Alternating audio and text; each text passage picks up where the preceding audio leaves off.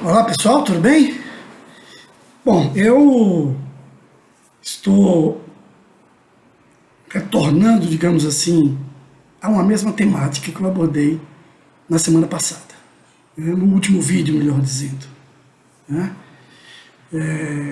Tiveram algumas interpelações, algumas dúvidas, alguns questionamentos que me foram feitos e eu resolvi então gravar um outro vídeo para explicar bem a minha posição, né? Eu tenho uma formação de base marxista e me mantenho assim, né? Compreendo que a luta que nós devemos travar é pelo socialismo. E a leitura que eu tenho do capitalismo, e acho que é a melhor leitura que pode nos dar a dimensão de como o capitalismo funciona, é em Marx. Em Marx, em Engels, em O Capital, né? E em outras suas obras clássicas, que nos dão muito bem a dimensão de como é que o capitalismo funciona, né? Claro que da época do Marx para hoje, muitas coisas mudaram, inclusive o próprio conceito de democracia, né? Ou a própria maneira como os estados passaram a se organizar, né? Houve uma Primeira Guerra, houve uma grande crise econômica na década de 30, alguns movimentos de governos, estados totalitários que assumiram o controle, o poder e provocaram uma outra guerra mundial. E o pós-guerra, o pós-segunda guerra, veio com uma disputa, digamos, entre dois mundos, né? Entre o mundo capitalista e o mundo socialista, entre os Estados Unidos como hegemônico dentro do bloco ocidental e a União Soviética como hegemônico na parte da Europa Oriental, né? Da Ásia e por diversos outros países periféricos, né? Essa realidade do pós-segunda guerra, do welfare state, né? Ou do estado de bem-estar social, do financiamento que os Estados Unidos fez para recompor a Europa, né? E a tentativa de demonstrar para o mundo que o capitalismo podia existir mediante democracias palatáveis, né? E distribuição de renda aceitável, né? Que vem com o estado de bem-estar social, visava exatamente enganar o mundo diante de uma realidade que o socialismo crescia e se punha em diversos outros lugares. As lutas pelo socialismo tomavam uma dimensão muito elevada, muito acentuada, né? Aliada às lutas de libertação naqueles países que estavam dominados por ditaduras, na África, na América, né?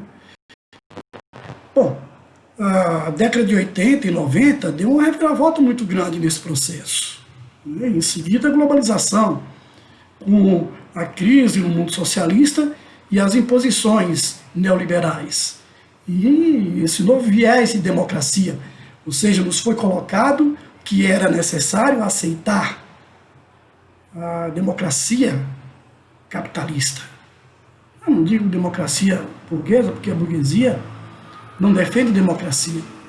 Mas dentro da maneira de funcionamento do sistema capitalista, a democracia que eles oferecem é exatamente essa, da aceitação do crescimento da riqueza e da acumulação de renda daqueles que controlam os meios de produção, e a aceitação passiva das condições que é oferecida àqueles que só possuem sua força de trabalho e vão, claro, se empregar e vender sua força de trabalho para sobreviver, né?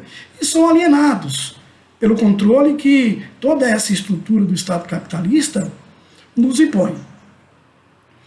Pois bem, algumas transformações em decorrência de crises pontuais do capitalismo fizeram com que algumas conquistas no movimento popular, nas organizações sociais, né? Nas lutas pelos direitos de segmentos denominados de minorias, né? Da luta das mulheres, da luta de gêneros, né? Da luta antirracista. Todas essas questões elas foram digamos, acumulando vitória ao longo de décadas. Mas não mudou substancialmente a estrutura de controle da classe dominante sobre as camadas inferiores, e muito menos a estrutura do Estado capitalista. Apesar dessas vitórias obtidas, dessas conquistas,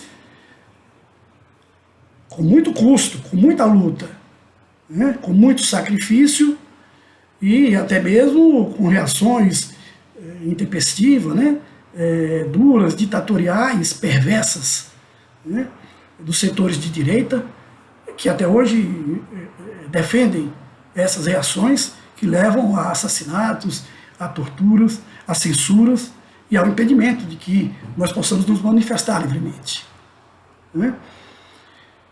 E de lá para cá, essas vitórias, elas oscilavam com algumas derrotas.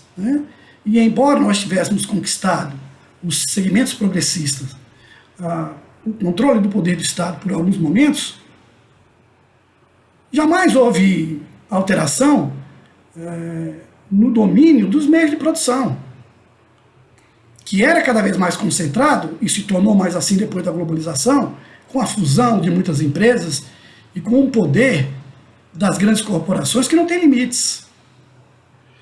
Nessas circunstâncias, é ilusão imaginar que os setores progressistas, principalmente os que anseiam e lutam pelo socialismo, vão poder ter acesso a esse Estado e proceder a mudanças com todo esse poder que essas corporações exercem e com essas estruturas viciadas nesses Estados. Inclusive estruturas corrompidas, que são difíceis de serem resolvidas. Malgrado, inclusive, os equívocos cometidos quando estivemos no poder, nos segmentos de esquerda, que não conseguiu lidar com essa situação. E para ter maioria no Congresso, era preciso ceder para setores que formam quadrilhas para assaltar o poder público, e se enriquecerem com corrupção, ou por meio dessa corrupção, se manterem no poder, passando para as suas campanhas eleitorais boa parte desses recursos. Assim que funciona. É difícil seguir adiante disso.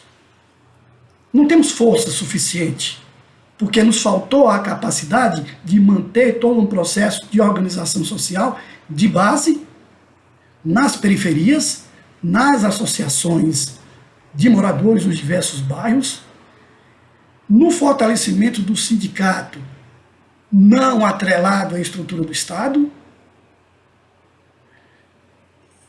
E nós perdemos esses espaços foram conquistados pelas igrejas neopentecostais, pelos segmentos mais conservadores da Igreja Católica, tipo Canção Nova, setores carismáticos. Eu não quero generalizar, existem pessoas que pensam diferente mesmo nesses setores, mas eles construíram um projeto de poder, e esse projeto de poder, ele avançou em direção à classe média e depois às periferias das grandes e das pequenas cidades. Basta viajar por esse grande, enorme território brasileiro, em cada canto, cada pequena localidade, nós vamos ver 4, 5, 10 igrejas disputando ali seus territórios. E esses elementos ligados a essas igrejas passaram a fazer parte da política. E o que eles levam para a política são seus dogmas religiosos. São conservadores nos costumes e não aceitam as transformações que advêm de muito tempo na sociedade. E tentam exatamente impedir essas mudanças e essas transformações, com novas formas de censura e de cerceamento. E eles chegaram ao poder nos Estados Unidos, aqui no Brasil, em diversos outros lugares, e se organizam mundialmente.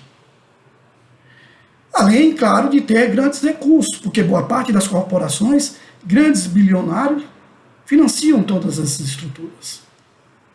Portanto, o que eu tentei colocar no vídeo passado, e que eu insisto aqui, é que nós não podemos nos apegar a esse legalismo das lutas institucionais e dos processos eleitorais, que são viciados e continuam viciados, mesmo tendo sido retirado o financiamento privado de campanha.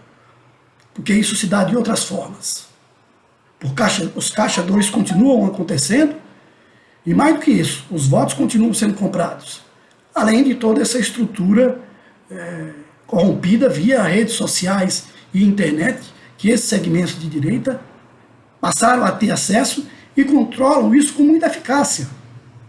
Portanto, se torna muito difícil, por esses mecanismos, nós construirmos um outro caminho que nos leve a uma realidade e a uma condição social muito diferente dessa perversidade que nós vivemos. Existem dois mundos.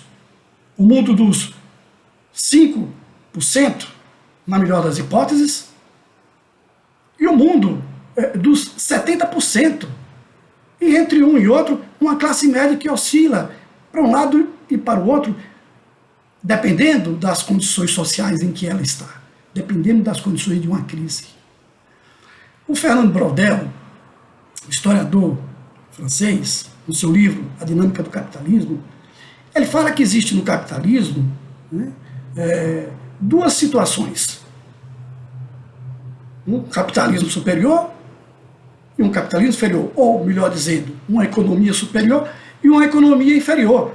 Na economia superior é onde verdadeiramente funciona as estruturas que comandam o sistema capitalista, que enriquece a burguesia, os latifundiários e os banqueiros.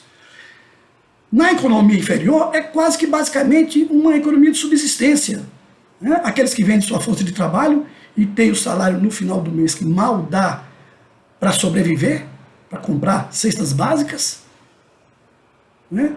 Ou aqueles que não têm emprego, sobrevivem na informalidade, né? E agora sendo estimulados a serem novos agentes, né, de uma estrutura desse capitalismo inferior, que responde por um outro nome, né, do empreendedorismo social. Claro que são condições necessárias para essas pessoas que vivem nesse patamar inferior.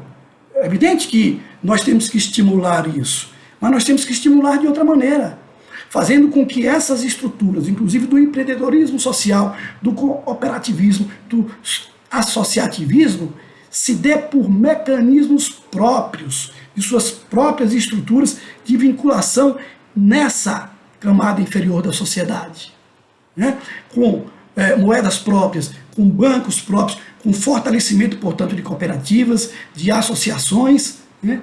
E de, claro, levando aqui gradativamente, esses segmentos vão assumindo os poderes locais, nos bairros, nas regiões, nas pequenas cidades, nas médias cidades, nas localidades periféricas, e assim, claro, você vai marchando independente dessa estrutura superior do Estado e contra ela.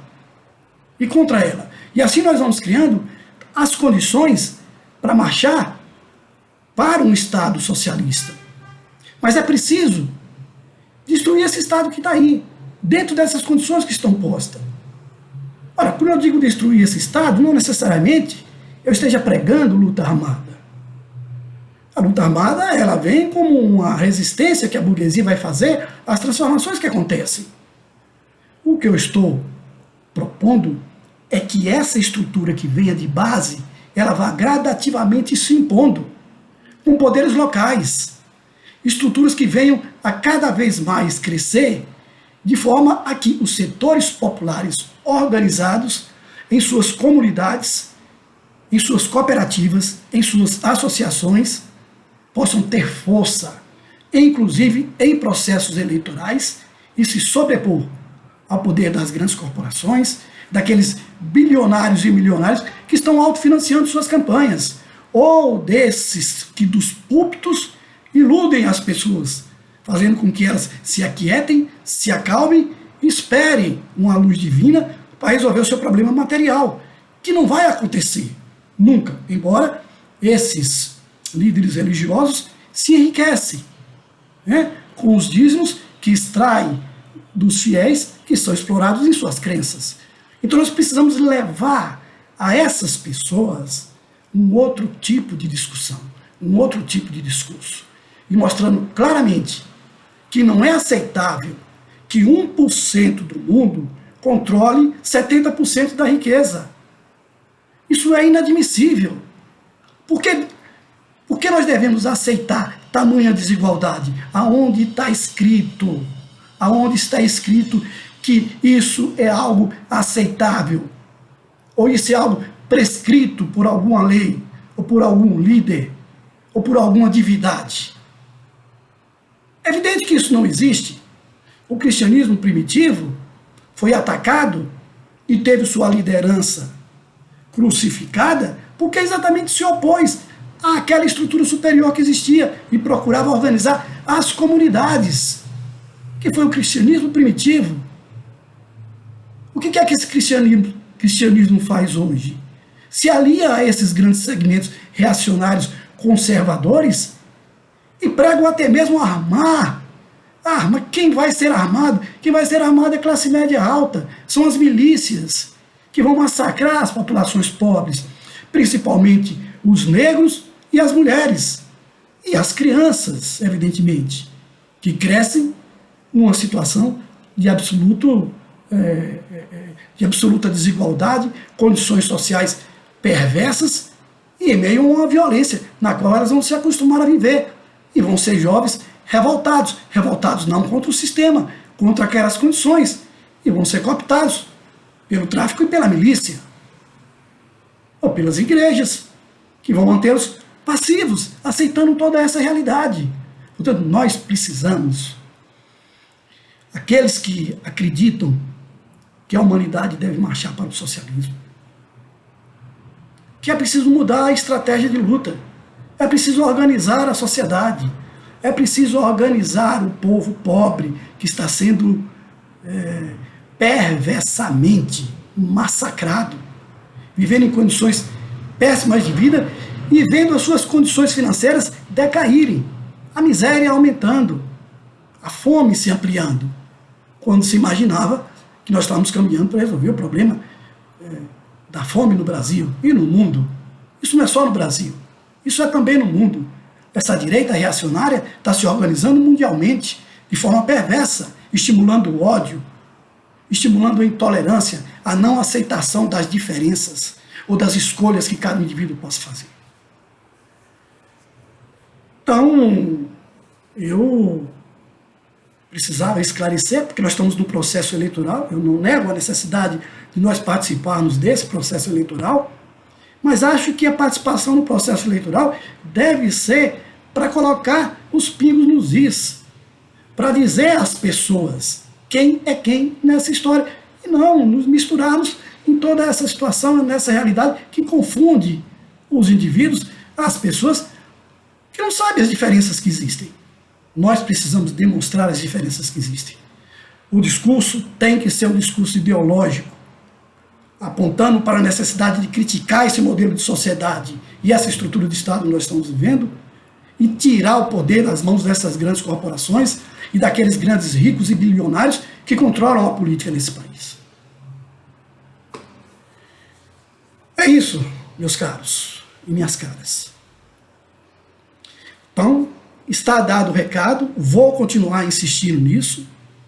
Nós precisamos criar poderes alternativos, estruturas sociais alternativas, por meio de cooperativas, de atos de cooperação, por meio de associativismo, nos associando, por meio da solidariedade coletiva, não individual, como prega essa lógica neoliberal e do neopentecostalismo. Falei com ênfase, como vou falar de outras vezes, porque eu vou insistir na necessidade de que nós devemos mudar a nossa estratégia. E criar táticas por onde nós possamos seguir pela sociedade, por aqueles caminhos das comunidades pobres. E nesse caminhar é preciso fazer o que fazíamos no final da década de 70, começo da década de 80, por meio das comunidades de base, ou seja, das comunidades eclesiais de base, ou seja, das células partidárias que nós criávamos e atuávamos nas empresas, nas indústrias, nas periferias das cidades. E atuávamos com muita força, com muita ênfase, e foi por esse caminho que nós derrotamos a ditadura militar. E é por esse caminho que nós devemos retomar para reconstruir esse país e retomar das mãos desses indivíduos perversos e reacionários a condição da política nesse país. Muito obrigado, um forte abraço, seguimos discutindo essas questões. Se inscreva no meu canal se você ainda não se inscreveu, dê um like para que a gente possa ter mais visibilidade. Um forte abraço para vocês todos e todas, se cuidem.